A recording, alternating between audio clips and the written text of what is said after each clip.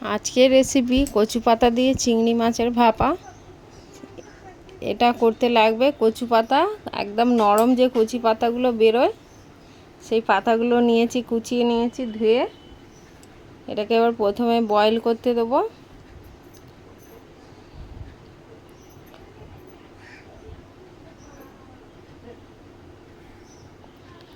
কচু পাতাটা বয়েল করতে দেবো কিছুটা জল দিয়ে, নুন দিয়ে একটা ঢাকনা চাপা দিয়ে 5 মিনিট মতো সেদ্ধ করে নেব।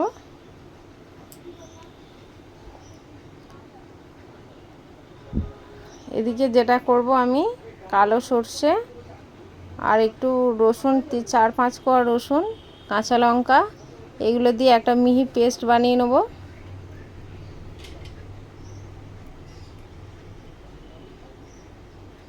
আশা করছি এই গরমের মধ্যে সবাই খুব ভালো আছেন। আর আমার ভিডিওটা যদি ভালো লেগে থাকে লাইক কমেন্ট শেয়ার করতে ভুলবেন না। মনু রান্নার রেসিপিতে আবারও আমি স্বাগত জানাই সবাইকে।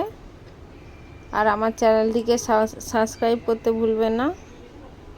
এবার কচু পাতাটা সেদ্ধ হয়ে গেছে, এটাকে জল ঝরিয়ে নিতে হবে।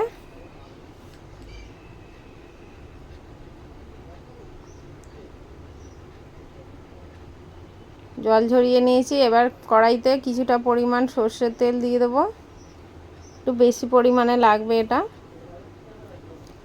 এবার দিয়ে দেবো কালো জিরে ফোড়ন,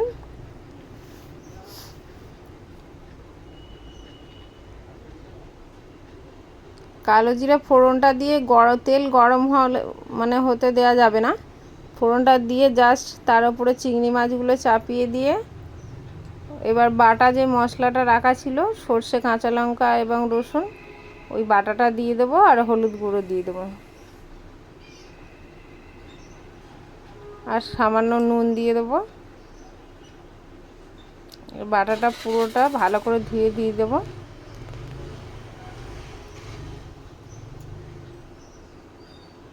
এবার মিক্সির জারটা একটু ধুয়ে জল দিয়ে দেবো, দিয়ে তারপর কচু পাতাগুলো দিয়ে দিই।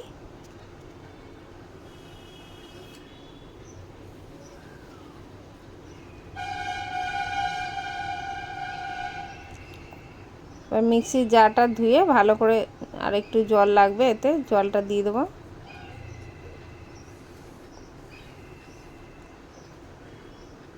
এটাকে এবার ভালো করে খুন্তি দিয়ে মিশিয়ে নিতে হবে। আর একটু পরিমাণে জল দিতে হবে, যেহেতু একটা মাখা মাখা আছে, চিংড়িটা সেদ্ধ হবে, সেই কারণে আর একটু জল দিতে হবে আমাকে। আর দুটো কাঁচা লঙ্কা উপর দিয়ে ফাটিয়ে দিয়ে দিলাম, অল্প স্বাদ মতো নুন দিয়ে দিলাম।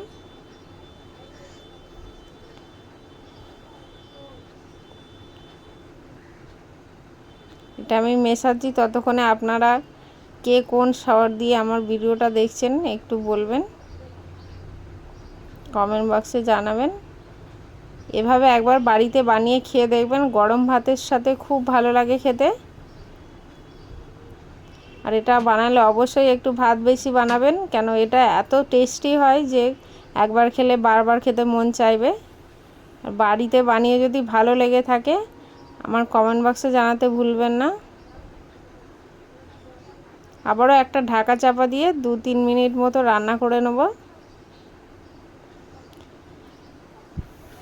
2-3 মিনিট রান্না করে নিয়েছি। এবার ঢাকাটা খুলে দেখছি কেমন হলো। দেখুন বন্ধুরা, মাখা মাখা একটা খুব সুন্দর একটা গন্ধ বেরোচ্ছে এটা দিয়ে। এটা হয়ে গেছে।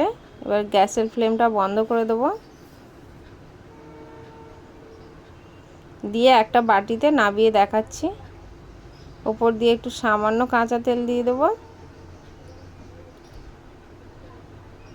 দিয়ে বাটিতে সার্ভ করে দেখাচ্ছি। আজকের মতো ভিডিওটা এখানে শেষ করলাম। টাটা।